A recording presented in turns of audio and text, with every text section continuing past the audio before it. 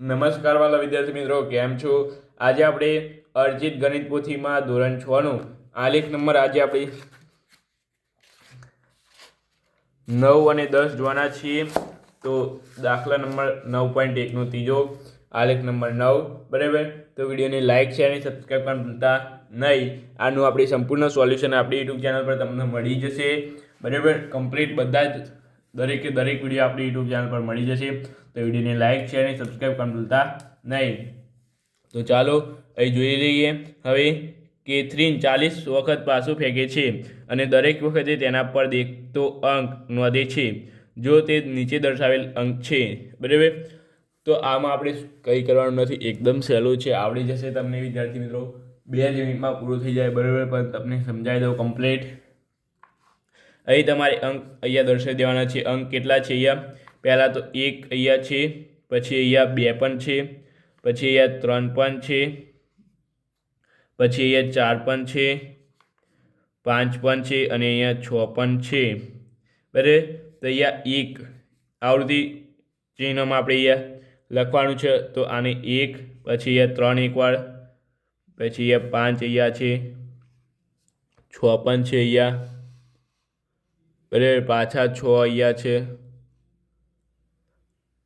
2 વાર 6 થઈ ગયા. પછી પાછા અહીંયા 3 અહીંયા આપેલા છે, તો અહીંયા 3 થઈ ગયા. અહીંયા 5 આપેલા છે, પાછા અહીંયા 4, 1, 6 અહીંયા છે, 2 અહીંયા છે, 5 અહીંયા છે, 3 અહીંયા છે, 4 અહીંયા છે, 6 અહીંયા છે. ત્યાર પછી અહીંયા 6 પણ છે વિદ્યાર્થી મિત્રો. તો 4 વાર આવી ગયા, એટલે હવે આ 5મી વાર. ત્યાર પછી અહીંયા વિદ્યાર્થી મિત્રો તમારે કેટલા દેખાય છે? આ 6 થઈ ગયા ને. અહીંયા વિદ્યાર્થી મિત્રો આપણે એક ભૂલ પડી. આ એકને આપણે ભૂલી ગયા છીએ. જો અહીંયા 1, 2 અને આ 3 એકવાર થાય છે, તો અહીંયા 3 વાર આવે, બરાબર.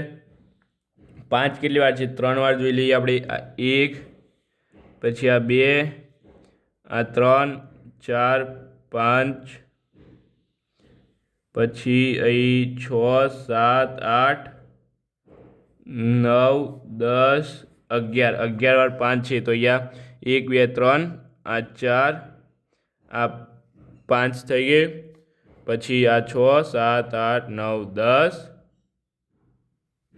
બરાબર. એટલે આ 11 થઈ ગઈ વિદ્યાર્થી મિત્રો. હવે એ જ રીતે હવે 1 આપણે જોઈ લઈએ ફરીથી. 1 કેટલી વાર છે? અહીંયા 1, ત્યાર પછી આ 2, ત્યાર પછી આ 3, આ 4, આ 5, આ 6, આ 7, બરાબર. 1, 2, 3, 4, 5, 6 અને 7 વાર 1 છે. 1, 2, 3, 4, આ 5, 6 અને આ 7. 2 કેટલી વાર છે જોઈ લઈએ હવે. 2 ઉપરની લાઈનમાં 2 નથી, નીચેની લાઈનમાં 1 વાર.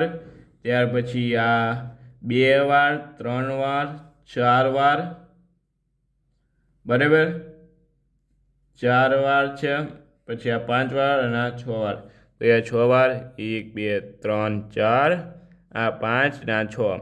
3 જોઈ લઈએ હવે વિદ્યાર્થી મિત્રો. 3, આ 1, આ 2, પછી આ 3, પછી અહીંયા 4, આ 5. તો 3 5 વાર છે વિદ્યાર્થી મિત્રો. તો આ 5 વાર થઈ ગયા. 4 જોઈ લઈએ કેટલી વાર છે. તો અહીંયા 1 વાર, આ 2 વાર, બરાબર. પછી આ 3 વાર, પછી આ 4 વાર.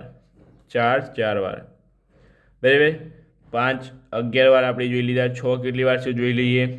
તો અહીંયા 6, આ 1 વાર, આ 2 વાર, આ 3 વાર, આ 4 વાર, આ 5, 6 અને આ 7 વાર છે. તો અહીંયા 7 વાર કરી નાખીએ.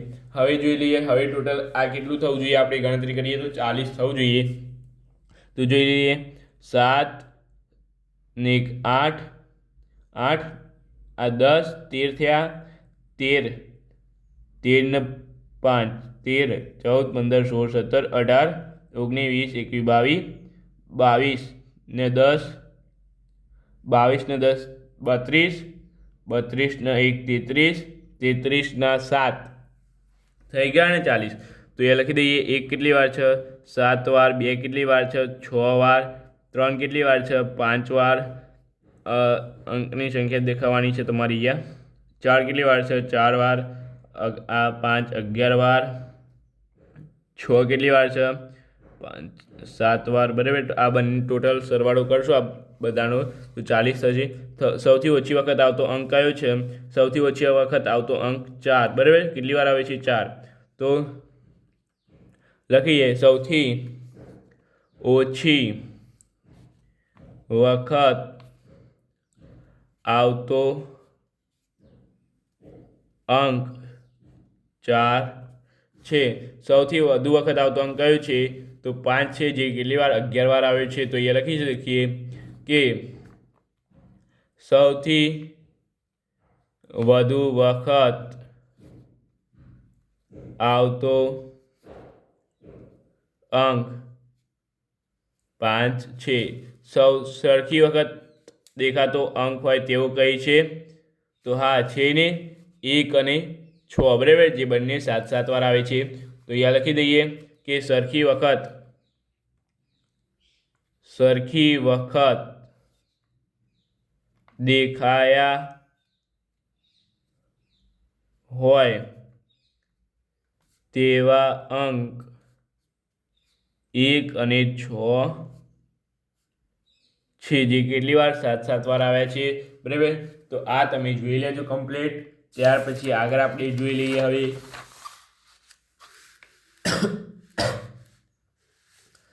ગ્રાફ નંબર 10, એટલે આલેખ નંબર 10 9.1નો 4 નંબરનો દાખલો. તો એ કહે છે નીચેના 5 ગામમાં ટ્રેક્ટરની સંખ્યા દર્શાવતો ચિત્ર આલેખ સ્વરૂપે તમારે અહીંયા રજૂ કરવાનું છે વિદ્યાર્થી મિત્રો. તો એ જોઈ લઈએ. અહીંયા એક ટ્રેક્ટર બરાબર એક ટ્રેક્ટર લેવાનું છે. એ જ રીતે અહીંયા ગામ આપેલા છે, બરાબર. તો અહીંયા કહે છે ડાયરેક્ટ હવે જવાબ જ જોઈ લઈએ. કયા ગામમાં સૌથી ઓછી ટ્રેક્ટરની સંખ્યા દર્શાવે છે? તો આમાં કયા ગામમાં સૌથી ઓછા ટ્રેક્ટર દર્શાવાય છે? તો ગામ ડી. તો એ લખી દઈએ કે ગામ ડીમાં સૌથી ઓછી સંખ્યામાં ટ્રેક્ટર છે. ત્યાર પછી અહીંયા છે કયા ગામમાં સૌથી વધારે સંખ્યામાં ટ્રેક્ટર છે? સૌથી વધારે સંખ્યામાં ટ્રેક્ટર કયા છે? ગામ સીમાં. તો અહીંયા લખી દઈએ કે ગામ સીમાં સૌથી વધારે સંખ્યામાં ટ્રેક્ટર છે. ત્યાર પછી આગળ આપણે લખી દઈએ કે ગામ બી અને સી, ગામ બીની સરખામણીમાં ગામ સીમાં કેટલા ટ્રેક્ટર વધારે છે? એટલે કે અહીંયા બીમાં કેટલા ટ્રેક્ટર છે? 1 2 3 4 5, અને સીમાં કેટલા છે? 8. તો 8માંથી 5 જાય તો કેટલા વધે? 3. તો ગામ સીમાં કેટલા વધારે ટ્રેક્ટર છે? તો 3 ટ્રેક્ટર ગામ બી કરતાં વધારે છે, બરાબર. ગામ બીમાં 5 છે અને ગામ સીમાં 8 છે. તો કેટલા ટ્રેક્ટર ગામ સીમાં વધારે છે? તો 3 ટ્રેક્ટર વધારે છે. તો અહીંયા લખી દઈએ કે બી ગામની સરખામણીમાં સી ગામમાં 3 વધારે ટ્રેક્ટર છે, બરાબર. ત્યાર પછી આ 5 ગામમાં કુલ કેટલા ટ્રેક્ટર છે? તો આ કુલ કેટલા ટ્રેક્ટર છે? બધા ટ્રેક્ટરોની સંખ્યા ગણવાની, બરાબર. 1 2 3 4 5 6 7 8 9 10 11 12 13 14 15 16 17 18 19 20 21 22 23 24 25 26 27 28. ફરીથી એકવાર ગણી લઈએ. 1 2 3 4 5 6 7 8 9 10 11 12 13 14 15 16 17 18 19 20 21 22 23 24 25 26 27 ને 28, બરાબર. તો લખી દેવાનું અહીંયા કે આ 5 ગામમાં